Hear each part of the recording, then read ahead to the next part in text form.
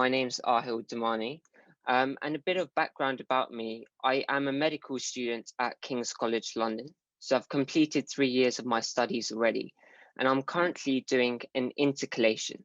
And people always ask me, what do you mean intercalation? Are you not studying medicine?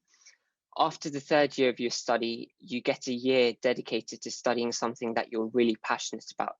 So it could be management, it could be anatomy if you think you want to become a surgeon, it could be primary care, it could be medical anthropology. It's really up to you.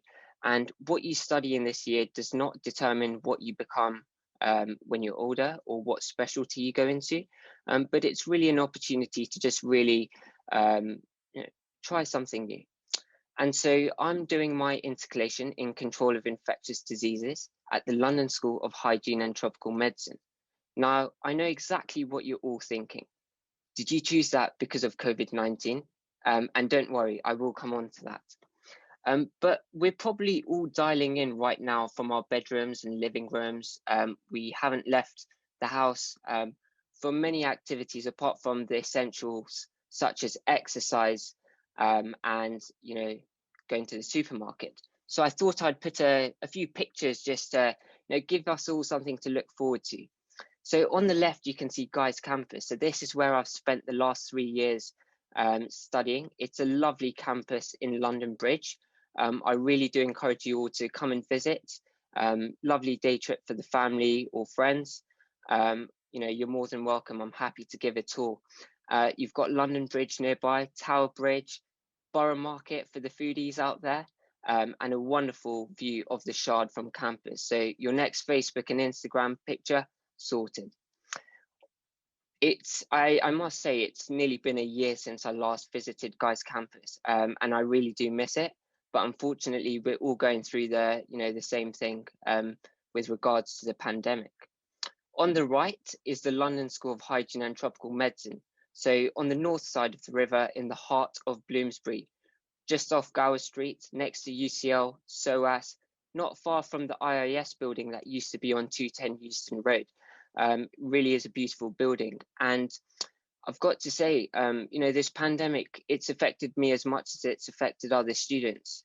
I'm currently doing my master's online, and they've just announced in the last few weeks that term 3 will also be online unless you're doing specific lab modules. And it's challenging, it's tough, but I mean, we've all dealt with it, and there's not much we can do about it. And not many people have actually heard of the London School of Hygiene and Tropical Medicine, including many of my close friends. And those who have heard about it have only heard about it because of COVID. It's a very small institute. It's a postgraduate university that just focuses on public health, infectious diseases, and epidemiology, hence why it's been in the spotlight in the past year or so. In response to that question that you're all thinking, did you get interested in infectious diseases because of COVID? It's now time to launch our first poll of the evening. And I'm going to ask you a question. Which subject do you think it was at school? So that's a giveaway, it wasn't COVID. Which subject at school got me interested in infectious diseases and public health? So we'll just give you a few seconds to fill that out. So 45% of you have gone for biology and 42% of you have gone for history, with only one person voting for English. And that one person is absolutely right. So it was actually English language GCSE back at school a number of years ago. And you're probably wondering, English language? And that's correct. So for my English language coursework, I had to do the coursework on a non-fiction topic, something real, not made up, no novels, no poems. And I was struggling to come up with a topic. And my dad, he was reading the papers, and there was a piece in the FT about the Ebola virus. This was at the time where the Ebola virus was getting some serious media coverage. And so as someone interested in science and medicine, my dad took that piece out for me and said, "Oh, he'll have a read." And I read it and I thought, wow, that's fascinating. And there was also a feature in the FD by MSF, Médecins Sans Frontières, Doctors Without Borders, and that was also on the Ebola virus. And so then I thought, that's great, thanks for sorting my coursework out for me, Dad. And I eventually went on and did the coursework on it. That involved reading various newspaper articles, scientific papers, and a book called the Red Zone by Richard Preston, a book that I encourage you all to read, especially as we're in the middle of a pandemic. And then, of course, like 45% of you said, biology was another subject which was partly responsible, for getting me interested into public health. Those of you who've studied biology at GCSE or A-level remember the antibiotic resistance questions, the Petri dishes with those small circles. That also got me interested. And then at medical school, I've got to say, there wasn't, much infectious diseases in the curriculum. There was 1 week in my 3 years, but we did have a fair amount of teaching on epidemiology and public health in first year. And to me, that was amazing. Yes, medicine, you can make a difference to the patient's lives. And I love medicine, clinical medicine, but ultimately I found that the notion of informing policies on a larger scale, possibly improving the lives of millions of people at a time, was amazing. And so that's what led me to doing this master's, combining the clinical aspects of infectious diseases, so what makes a patient unwell, as well as the public health aspect, informing policies, looking at the epidemiology to inform decisions. And of course, it's a growing problem going forwards, as we're seeing right now. So now that I've set the tone and the background, the way that I've structured this talk is into 3 main areas. The first is antimicrobial resistance. So I guess this is directly linked to infectious diseases. And it's an area which not many people are aware about what AMR is, why it's a problem, and practical things that they can do. So I'll be focusing the first section of the talk on that. The second section of the talk is key learnings from my course that you can apply to your lives in the current context. So by the end of that section, you should be able to take some key takeaways, to do with misinformation, disinformation, the importance of an interdisciplinary approach in the context of a pandemic. And you can apply that as soon as you leave the call, because it's related to COVID. And then in the final section of the talk, I'm going to be talking about key takeaways that you can apply in your daily lives. Now, this is regardless of what field you're in. You could be a banker, you could be a lawyer, you could be in marketing and communications. These are key takeaways, tips and tricks that will enable you to make the most out of the opportunities that you may be presented with. So I hope that's fine with everyone. It is a jam-packed evening tonight. The presentation will go through a lot of information, but like I said, I'll try keep it fun, engaging, and interactive. And for that, audience participation will be required. So let's make a start. Antimicrobial resistance. Could we launch our second poll, please? A survey that the World Health Organization conducted in 2015 on over 10,000 people across 12 different countries revealed that close to 1/3 of people surveyed believed that they should stop taking antibiotics when they feel better, rather than completing the prescribed course of treatment. To me, that's an astonishing statistic. And fortunately, the results from the poll on the previous slide did not reflect that and were inconsistent with what the WHO found. But I think it does highlight how big of a problem this is and the lack of awareness on the topic. And so in the next slide, I'm going to be talking through a project, a poster that I actually created for the public last year in December on the topic of antimicrobial resistance. And it's got some animations. It should make it easier. I'm a very simple person when it comes to trying to understand and memorize stuff. And so hopefully I'll try and use simple terms to explain these concepts. But what exactly is antimicrobial resistance? So the vast majority of you said that you've heard about it before, which is great news. But having heard about it and exactly knowing what it is and why it's a problem are two different things. And so I've split up the words on this poster, but in simple terms, it's when the drugs don't work against the bugs. Just remember that rhyme, repeat it a couple of times if you have to, but it's when the drugs don't work against the bugs. So antimicrobials are drugs, and resistance is when it stops working, when those drugs stop working. And microbes is just a fancy biological term for, bugs really. It's microbes such as bacteria, viruses. There's plenty of microbes that exist. But remember, it's when the drugs don't work against the bugs. That's as simple as it is. And I've got two, stories to try and illustrate what AMR is. The first is Mr. Happy. Mr. Happy isn't feeling too well. He's got a bacterial infection. He's shivering, he's got a fever, he's sweating.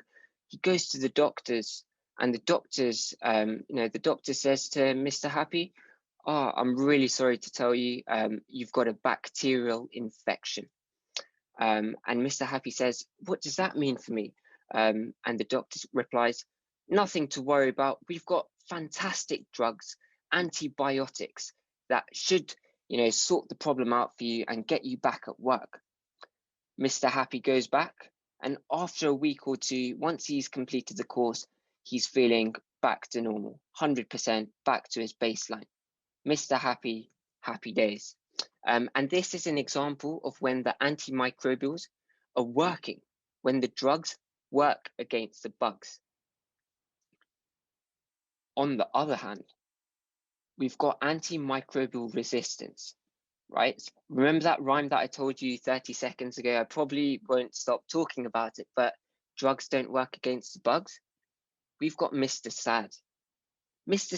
Sad has the same bug as Mr. Happy. He's feeling cold.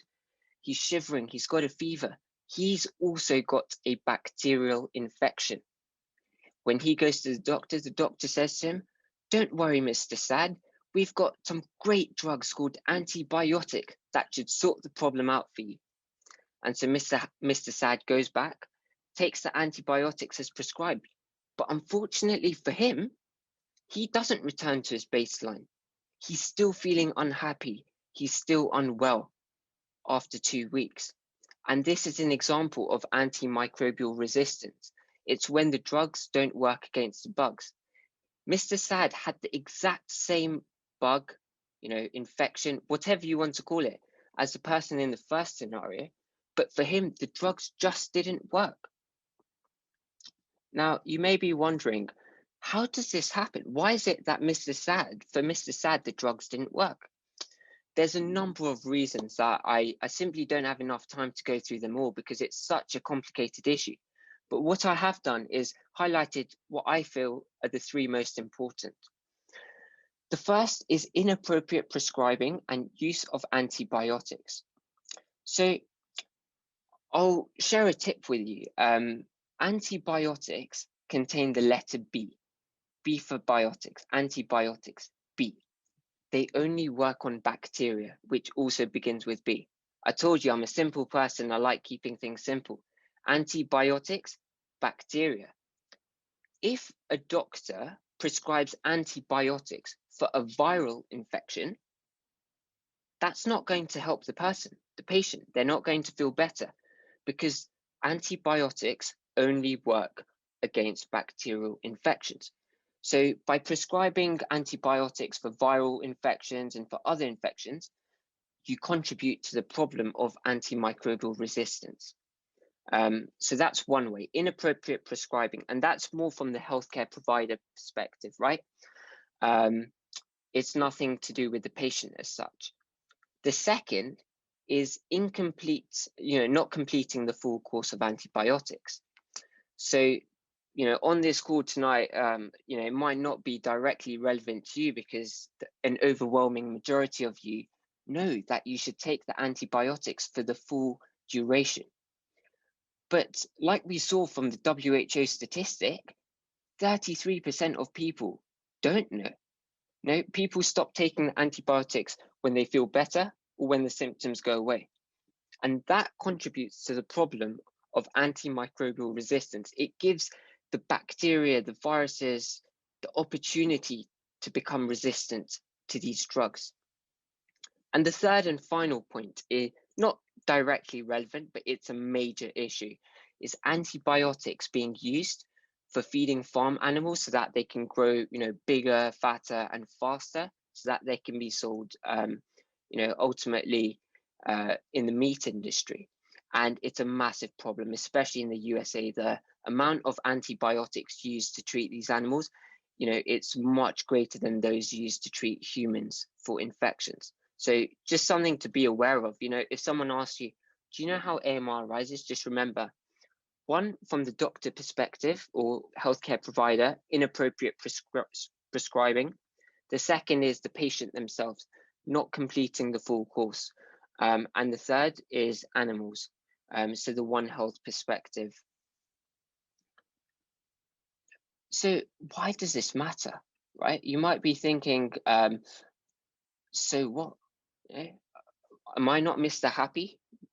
The drugs will work on me, right? I'm a healthy person, and I'll tell you why it matters. So currently, antimicrobials are used to treat a number of conditions such as tuberculosis, TB, bacterial pneumonia, skin infections, fungal infections, which is great because, antibiotics arguably was one of the breakthrough medical innovations, right? It's been a game changer. But now we've got to a stage where, due to the reasons outlined earlier on, we're actually overusing antibiotics and we're not able to produce new ones at the rapid pace that is required. And so for some people, these conditions, such as TB, aren't responding to the drugs that we normally treat them with because of resistance. And it's a real shame. There's actually such a thing called MDR-TB, which is multi-drug resistant TB. And it's TB for patients who don't respond to the drugs. It's nothing to do with the patient themselves, but it's the problem generally. And going forwards, this is something that we all need to be aware of, because in the future, current treatable simple infections will not respond to the antibiotics that they are currently responding to, resulting in illness and potentially death. So, let's fast forward 500 years ago. Antibiotics probably didn't exist, and people were dying from simple infections because they didn't have anything to treat them with. We've now got antibiotics to treat these simple infections with, but now we're getting to a stage where the drugs themselves might not kill the bugs. The drugs don't work against the bugs. And so it's really important for us to be aware of this. And now you're probably wondering, this is amazing, Aahil. Like, I did not know that this was a massive problem. Is there anything that I can do to help? And it's now time for me to ask you that by launching our third poll. Still over 20% of people on the call here tonight thinking there isn't anything you personally can do to stop antibiotic resistance, which is absolutely fine. But I bring you good news. There is definitely something that you can do. And so the next part of the poster is, what can you do? Practical tips. Visit your pharmacist for advice on appropriate medicine use and treatment options for your symptoms, as they can assist, and encourage you to see a doctor if need be. Pharmacists are great because they know a lot about common symptoms and common illnesses.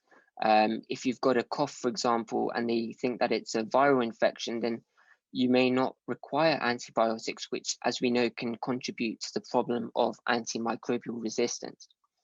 The second is just simply knowing that antibiotics do not improve viral infections.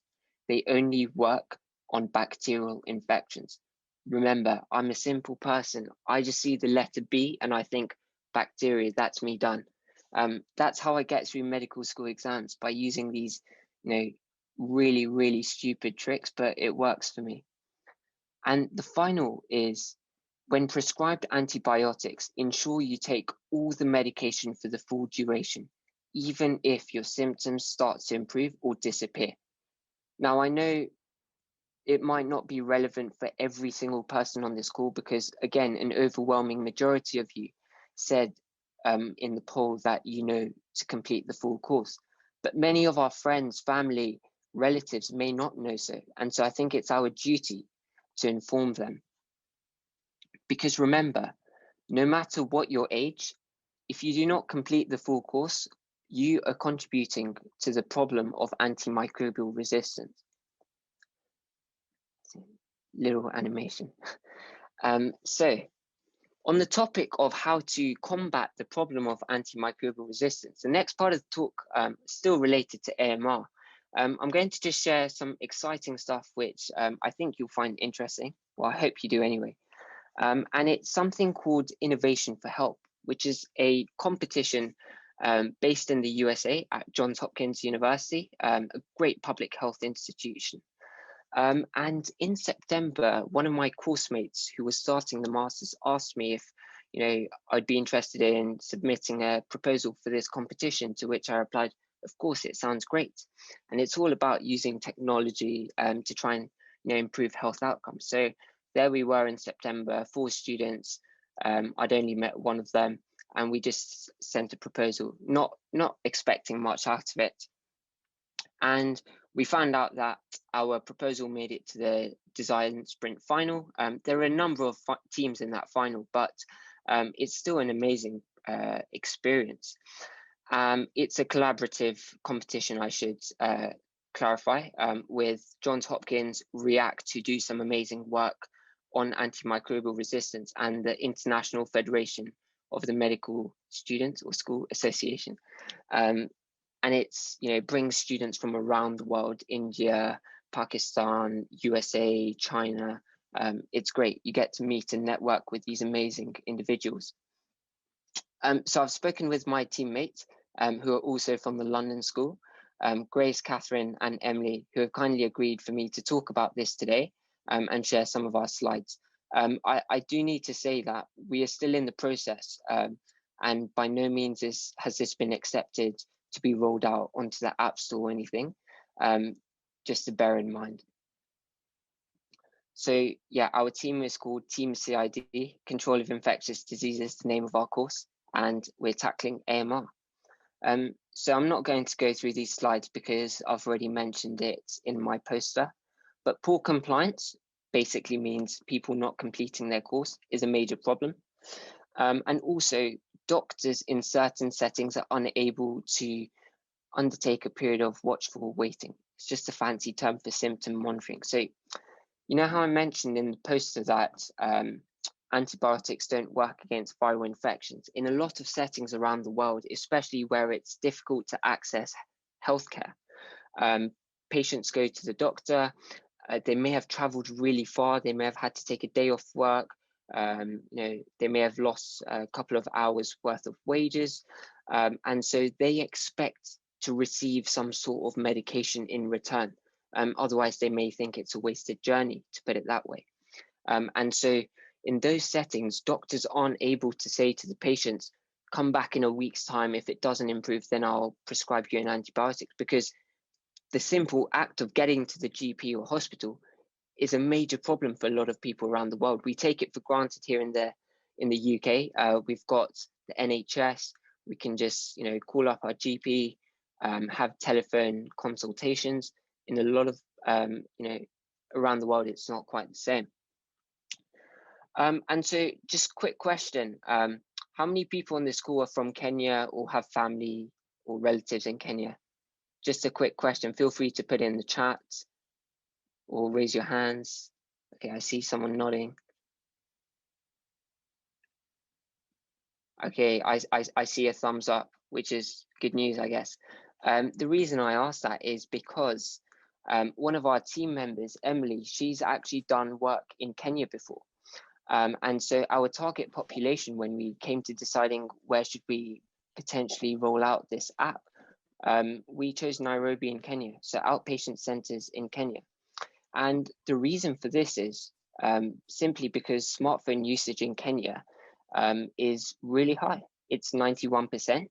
A KNBS report showed an increase in internet penetration in Kenya from 38.3%, right? 38.3% in 2014 to a staggering 89.7% in 2016.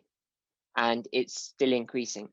And the government's efforts to achieve universal internet access by 2030 as part of the Kenya Vision 2030 economic development strategy. And so Kenya also has a lot of e-health projects and m-health projects, taking place right there. And m-health, just in case you're wondering, the WHO, defines m-health as the use of mobile and wireless technologies to support the achievement of health objectives. So I guess in our case, the health objective is simple: combat the problem of AMR. Here's a prototype of our app. So it's pretty easy, user-friendly. You can see the red crosses over there. That's obviously not what we want, because remember, complete the full course. Otherwise, the drugs don't work against the bugs. Reminders to remind the patient to complete the full course. It's all about empowering the patient.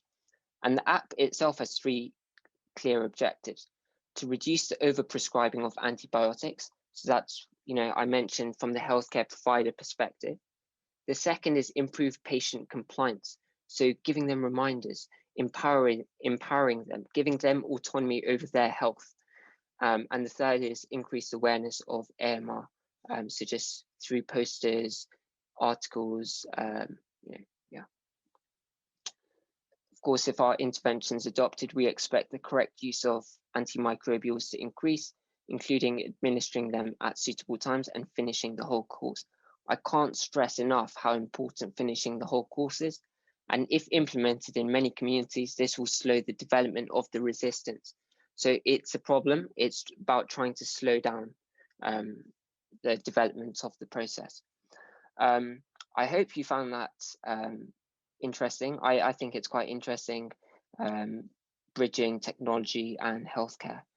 And as I come to the end of this section on antimicrobial resistance, I want to finish off with a statistic. I do love statistics, if you haven't already guessed, but the United Nations at a high-level meeting on the topic of antimicrobial resistance in 2016 said by 2050, AMR is expected to cause 10 million deaths per year, more than the current annual deaths due to cancer. I think that's quite sobering. And if anything, should inspire us to really carry out our duties as citizens of society, to raise awareness on the topic, complete the full course, and follow guidelines where appropriate. So that's the end of the first section, AMR done. You're probably thinking, where's the juicy stuff, Aahil? COVID. And I bring to you today some learnings from my course and how you can adapt it to the context of Wednesday, 10th of February, 2021. So three main areas that I'll be covering. The first is critical appraisal. The second is the interdisciplinary approach in managing the pandemic. And the final one is empathy and listening to other people's views. And I'll be spending a lot of time on the first one, critical appraisal, and you'll see why in just a few seconds. So critically appraise what you see, read, and hear. I promise you, if you found the last section of the talk boring, antimicrobial resistance, too technical biology, this will wake you up. There's some fun activities I've got planned for you as well. I'm really excited. What do I mean by critical appraisal? And how is that relevant to you? I'll give a bit of context where I'm coming from. Studying a master's at the London School involves a lot of statistics and epidemiology. And I'll give you an example. I've got a pen right here, but let's just call this a new drug. You see a news headline saying, new drug is 10 times more effective than the old drug. Now, what sort of things will you be asking yourself? That's great. Why isn't everyone taking this new drug? It's 10 times more effective than the old drug. And from day one of the course, our lecturers, professors, tutors have stressed, attention to detail, critically appraise what you see. And so imagine the study that this new drug was conducted on.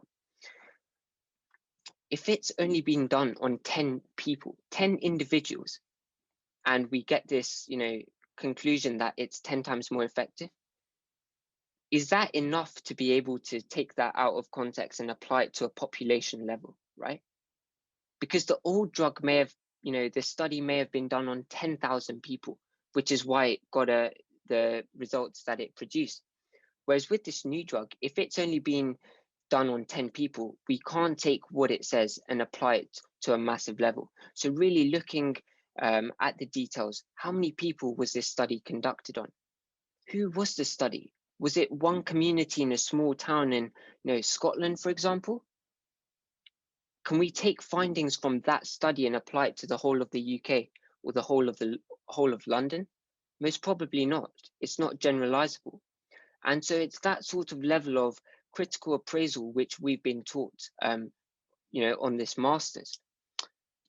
And in simple terms, it's don't take everything you see at face value. News articles and videos have catchy headlines because they know it's going to grab your attention.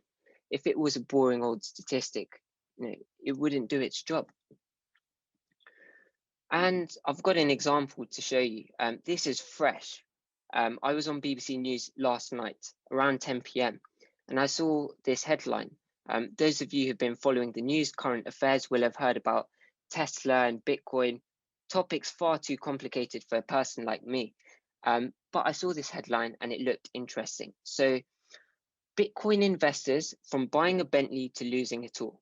And then there's a picture of Javed Khan with his dad and the Bentley behind him. Nice car, I've got to admit. Who doesn't love a Bentley? And so from that headline, I thought, gosh, they've put a picture of Javed Khan. I felt a bit sorry for him. He had a Bentley and then lost it all. That's the impression that I got from the headline. Does anyone else agree? Yeah. And then I read the whole article and guess what? Javed Khan didn't lose his Bentley or anything. He actually got a Bentley because of Bitcoin. It was someone else who lost a lot of money through Bitcoin. How misleading. And that's the BBC, a trusted source. Now, whilst everything in that article, I'm sure it was accurate and stuff, that headline, it got me. It fooled a person like me. And imagine if I sent you this image on WhatsApp without a link, right? And someone said this from the BBC website. Yes, I'm sure it is, but I want to read what that article says. I thought I'd just share that with you because I was scrolling on my phone last night and I saw this and I thought, wow, perfect example to illustrate the importance of critical appraisal for this talk today. But let's move on to the real topic, misinformation, right? We're currently in a pandemic. People, are vulnerable. We're all vulnerable.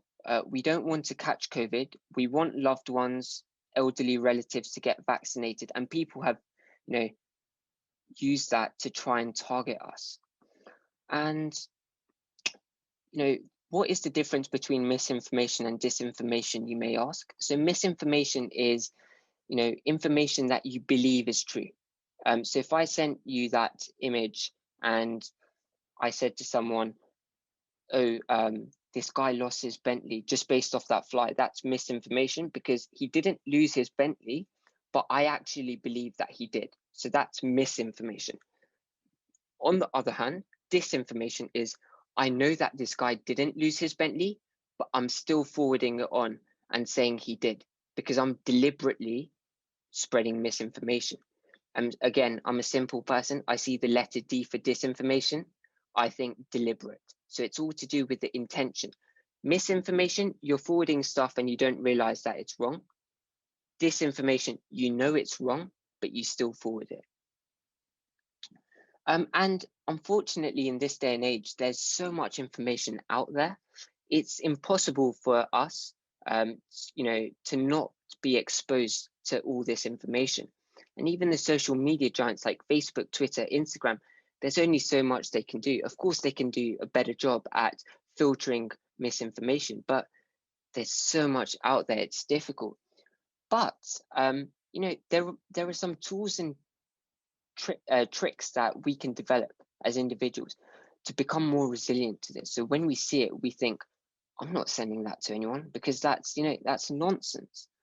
And I'm just going to take you through a few tricks that I personally use. It's like a checklist, but once you've done it 2 or 3 times, it's not a checklist, it's second nature. And that's my aim for tonight. I hope you will use this checklist and it becomes second nature to you. And here they are: sender, intention, source, attention to detail. And I'm going to be using an example to illustrate these points. Who is the sender? Who is it that is sending you these WhatsApp images, emails?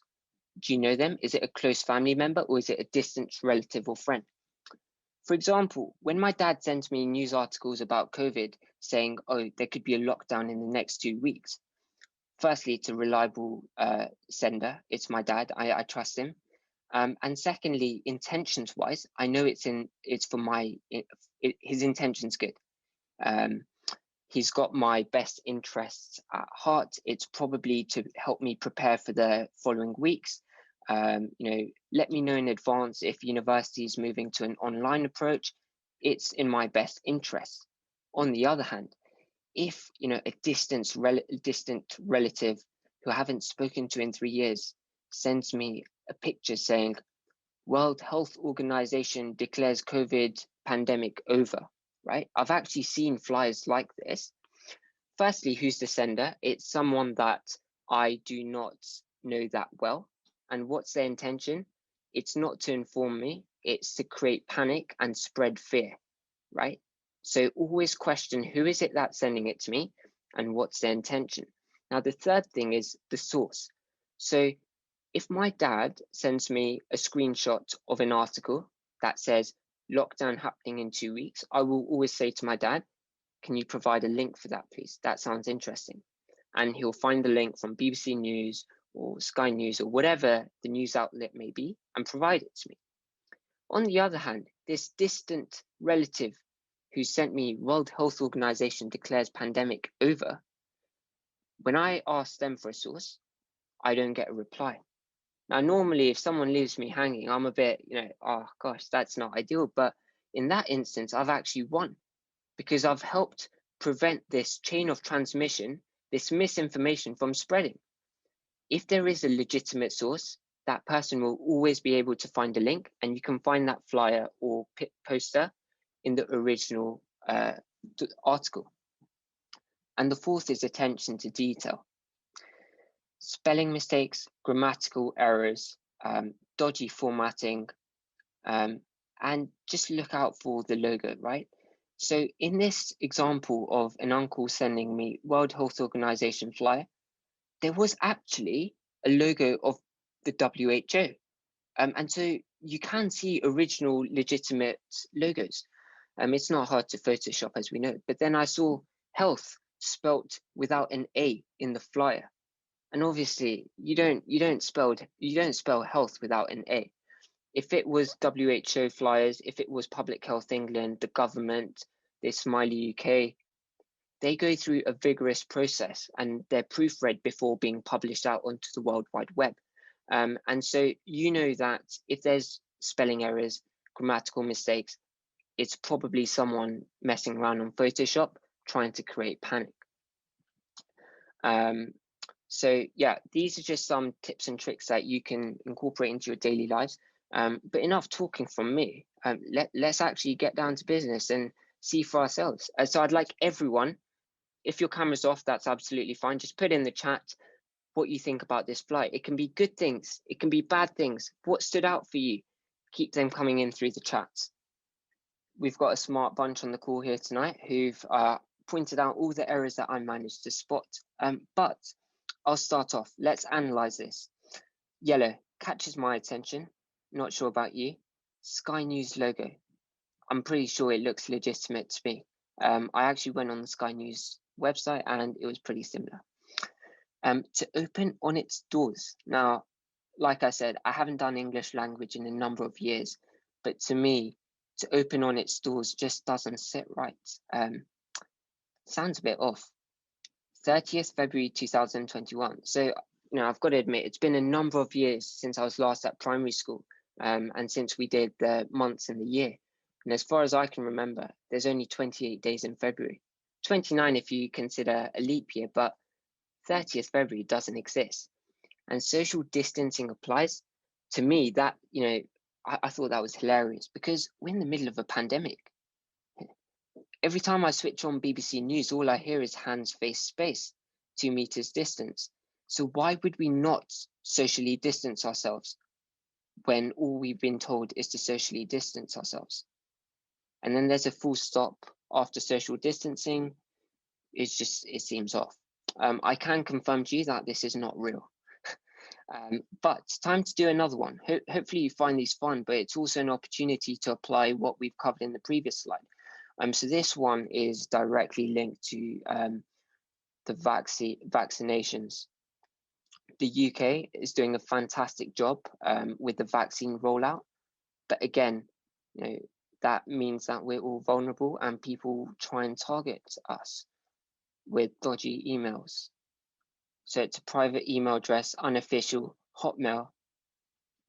Now, I don't think there's anything wrong with Hotmail, nothing against Hotmail, but if I receive an email from the NHS, I'm expecting NHS email account or gov.uk, not hotmail.co.uk.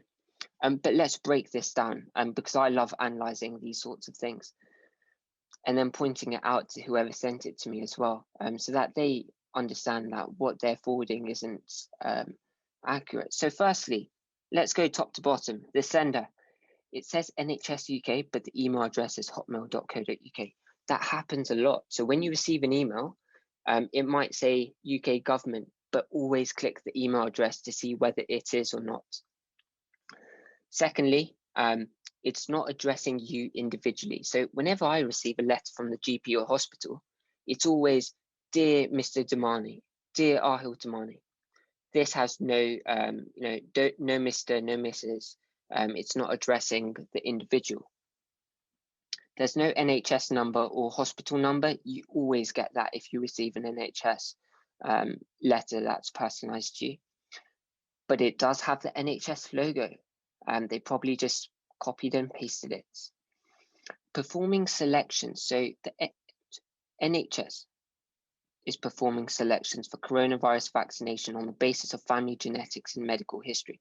Performing selections, it doesn't sit right with me. And secondly, the prioritization of vaccines isn't based on family genetics or medical history at the moment. It says you've been selected. Okay, fair enough. Accept or decline. You don't accept or decline a vaccination or an invitation. And the links look dodgy to me. I personally wouldn't click them. And then it says at the bottom, this is what does it for me. You're also free to reject this invitation. Your appointment will be issued to the next person in line in that case. That is strong emotive text, which really makes you feel bad and guilty for not accepting it, right? They're making you feel bad for not accepting this vaccine by saying, if you don't accept it, don't worry, we'll give it to the next person in the line. And that's a tactic that's often used, especially with the vaccinations.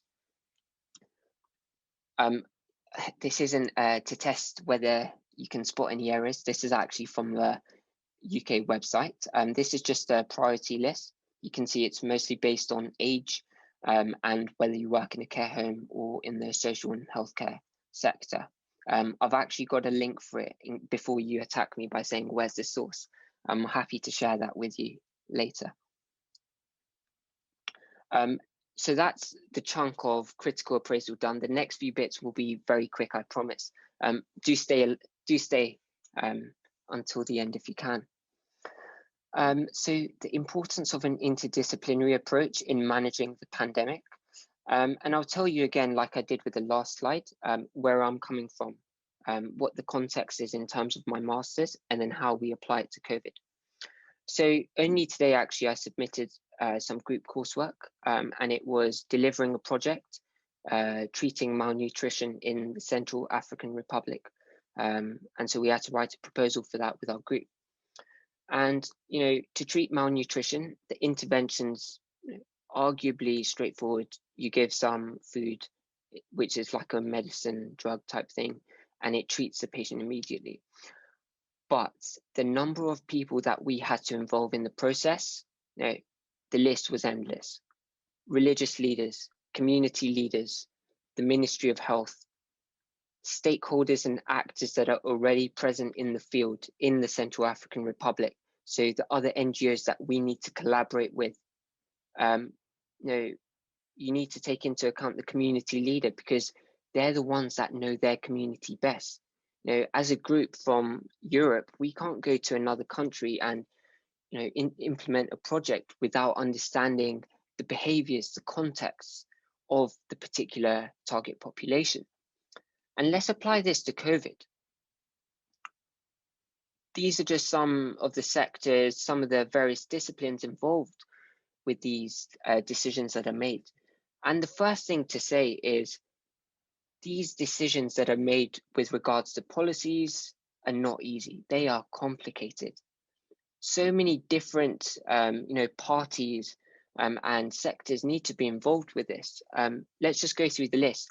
When schools, the decision to whether to close or keep schools open, you need to involve the education sector, teachers, Gavin Williamson, the Secretary for Education. When it comes to funding, the economists, particularly the Chancellor, Rishi Sunak, who's got a difficult job, businesses are suffering, the retail sector is suffering, the hospitality sector is suffering. For example, if he makes the decision to support them and keep them afloat, investing in those sectors means that there's less to invest in other sectors. It is a trade-off. There's a finite amount of resources available. It's an opportunity cost. It's not easy. Prediction, we want to see where we see ourselves in 3 months down the line, 6 months down the line. Modeling, epidemiologists are involved with that. Who's had a PCR test, a COVID swab test? The laboratory scientists are the ones who are processing those. Clinicians, doctors, pharmacists, nurses, they're the ones treating the sick patient. Like we've seen throughout this pandemic, the scientists, the Chris Whitties, the Patrick Valences, they advise, the politicians decide. And the public, let's not forget the public. It's important to give them confidence and get them on board, because ultimately there's no point having a lockdown if the public don't agree with it and they're not going to follow it. I've got to say the UK has done a great job, the public here in the UK. The compliance numbers have been pretty high throughout. And it's all about involving them at every stage of the process. And I often hear, why are we not in a lockdown? Why are schools shut? Someone else says, why are schools not closed? I'm shielding. My son going to school will directly impact me. And I think just by acknowledging the complexity and the importance of the multidisciplinary approach, that can go a long way. And it's important. It really is important, because often we forget and we think that it's an easy yes, no answer. Close schools, keep them open. This is just an example, but these are very, very complicated decisions. And by no means am I saying that every single decision that's been made today is 100% correct. Of course, I'm not saying that. There's always room for improvement. There's things that we could have done better, but sometimes we forget that this is a complicated matter. And the third point is, very closely linked to the second one, importance of listening to other people's views. It's complicated, we know that. And I saw this on Twitter the other day. Before you ask, is this legitimate? Where's the source? I also have a link to this. My professor from the London School actually tweeted this. I've got the link if you want to check it out. I'm just going to read a few of the stanzas because I don't have enough time to go through all of it. Working parents want kids to go back to school because school closures directly impacts them. Teachers don't want schools to open because COVID spreading around their school directly impacts them. NHS staff want a full lockdown because sick COVID patients directly impacts them. Business owners want to carry on as normal because lockdown directly impacts them. I'm just going to skip to the vaccine. Some can't wait for a vaccine because they believe it will bring back some normality. Some are terrified of a vaccine because they believe it could harm them. Long story short, we're all going through the same pandemic. but it's different and unique for every one of us. What might be important for us may not be important for our neighbour, and I think it's important to appreciate that and to acknowledge that throughout. And especially with the vaccine, some people have genuine concerns. And a professor from my university, Professor Larson, who's the director of the Vaccine Confidence Project, she always says, it's important not to label people anti-vax just because they've got genuine concerns. Because, we want to create a space where they can express their concerns and get answers for it. Shutting them down isn't going to help. It will make the problem worse, I think. And so just be open to discussion. Perfect. Nearly at the end. Thanks for sticking with me. This, I believe, is the second last slide. So some key takeaways now. This is applicable to you on a general life level. So not really infectious disease related. First is, if you have a passion, go after it, even if it is not conventional or followed by many. And I'll give you an example. I mentioned, I'm sure every single person can name an Ismaili who's done management at Imperial as their intercalated degree when they're studying medicine, because it's a really popular course. Loads of my friends from King's flooded to Imperial to do management. Loads of my friends at King's decided to do anatomy because they want to become surgeons. I wanted to do infectious diseases. Not many people did, but it was a passion and I went after it. So do the same. No matter what field you're in, what sector, what your background, if you've got a passion, just go after it. The second is learning and education does not have to be formal. Lifelong learning, a phrase that we've heard so often as Ismailis, and it's so important. It's not just limited to taught courses. You don't need to do a master's or an undergraduate degree or diploma from a university to continue lifelong learning. Online courses. Before starting the course, I knew that I'd have to do a module in health economics, and I knew that there would be a lot of epidemiology on my course. I'm not a numbers man. I did maths A-level. I did all right, but by no means did I think that I'd be doing statistics to this level this year. And so what I did is I went to a website called Coursera, a website you may have heard about. And I searched up health economics and I managed to find the course by the Wharton School at the University of Pennsylvania on health economics. An 8-hour online course. I did it in a week, got a certificate. And when I started my health economics module, I was familiar with the terminology. Same for epidemiology. Coursera.com, epidemiology course offered by the University of North Carolina in Chapel Hill, meant that when I started epi in September, it wasn't a foreign language. Read books and magazines. Doesn't have to be in an academic related topic. It can be on just general life, current affairs, sports. Just get a quality magazine or book that you can read, enhance your vocabulary, and ultimately have stuff to talk about with people. Watch lectures and webinars. I've done a lot of that over the past year. My two personal favorites are the Royal Society of Medicine. So they've got a series on COVID-19. I think it's every week, 30-minute talks over lunchtime by experts, covers everything. Lockdowns, vaccines, new strains, new variants, vaccine hesitancy, what other countries are doing with regards to COVID. Amazing. Free of charge. LSE events, the same. I'm not an economist, I'm not a banker, I'm not in the finance field, but the topics that they discuss, COVID, Brexit, health communications and media, these are all topics that are relevant to me as a human being. And so I tune in. And you also get the opportunity to ask questions to experts. And the third is networking. Can't stress this enough. I've got 3 examples. So this time last year, actually, early February 2020, I attended a global health conference. And at the end of the day, all my friends left the building, rushed home to get changed, ready for the social event, which was a pizza night. And I thought, let me just hang around for 5 minutes, just like try to strike up a conversation with someone. And I was waiting at the bottom of the staircase and the committee were packing up. And I was like, oh, that was a great conference. Thanks for organizing, to one of the committee members.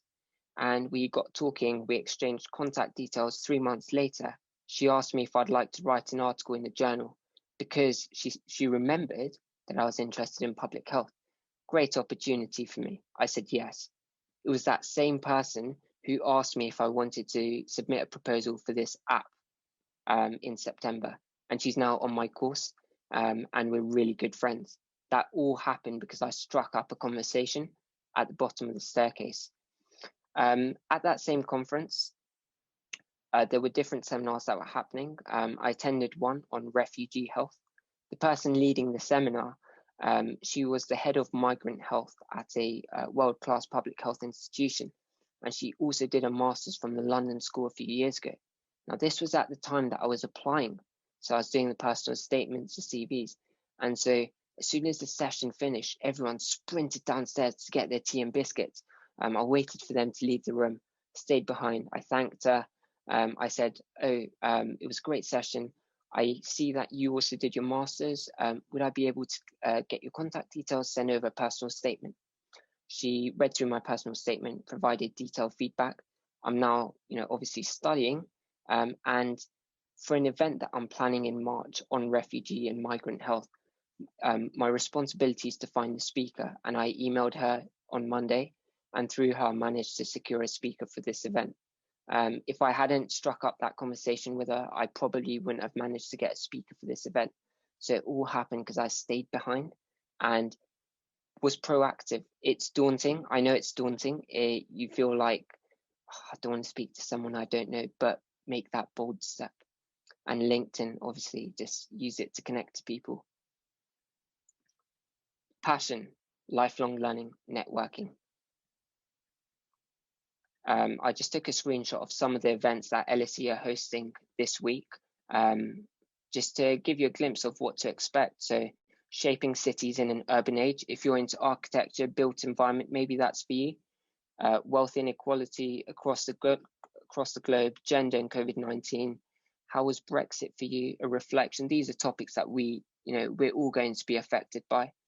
Philanthropy, from Aristotle to Zuckerberg. And there's one on resilience, which I've really signed up to because I like that sort of stuff. LSE Festival, March the 1st to March the 6th. This is free of charge. You've got skills for a post-COVID world. Amazing, right? We're constantly told, prepare for the future, prepare for the future. This is how you prepare for the future. Go to these sessions. Listen to experts. The opening event is by Baroness Minouche Shafiq, Professor Marta Sen, a world-class economist, also important in public health, done a lot of work on poverty. I've already signed up to this. And of course, festival lives and festival shorts, check it out. Some online courses that I've just taken a quick screenshot of. This from Coursera. So of course, this is career development, parenting skills, etc. and understanding medical research. Your Facebook friend is wrong. 16-hour course, Yale University, on misinformation and the topic. Even if you do 2 hours a week, you've got it done in 2 months, and you've learned something new, and you've got something to put on your CV. Sounds good to me. And how could I finish a talk on the control of infectious diseases without mentioning the final event on vaccine hesitancy? So this is hosted by the Science Museum. In normal days, we could have all met up at Ismaili Centre, had a chai and biscuit, walked across to the Science Museum and enjoyed this event. We can't, but we can all tune in from the comfort of our homes. So this is a really important topic. I have already signed up. It's in a fortnight tonight, so 2 weeks today at the same time. And the lineup looks amazing. Dr. Fauci, Anthony Fauci, the Dr. Fauci from the US will be there. We've got Nadeem Zahawi, who's the vaccine deployment minister. I'm sure we've seen him on the news recently. And of course, I've just got to mention it, 2 professors from my university at the London School, Professor Heidi Larson, who's the director of the Vaccine Confidence Project, and then Professor Kampman, who's the professor of pediatric infections, as well as the director of the Vaccine Center at the school. And just to reiterate the point, multidisciplinary approach. Nadeem Zahawi, he's a minister, politician, We've got Dr. Fauci, physician. Professor Larson, she's actually an anthropologist by background. We've got Professor Kampman, who's in the clinical side of things. Doug Brown, chief executive. You can see it really is multidisciplinary, even at this one event. So do sign up. And if you're frantically trying to jot down the names of these events, don't worry. I've made a resources page for you. I've put the dates. They're all free of charge. And just one last thing, this event at the Gresham Institutes was today at 6 p.m. and Chris Whitty spoke on the topic of vaccines. So not vaccine hesitancy, but actually vaccines, the history of them, how they've been used or not used to treat public health emergencies in the past. It's only an hour long. The recording can be found. I do encourage you to tune in, but feel free.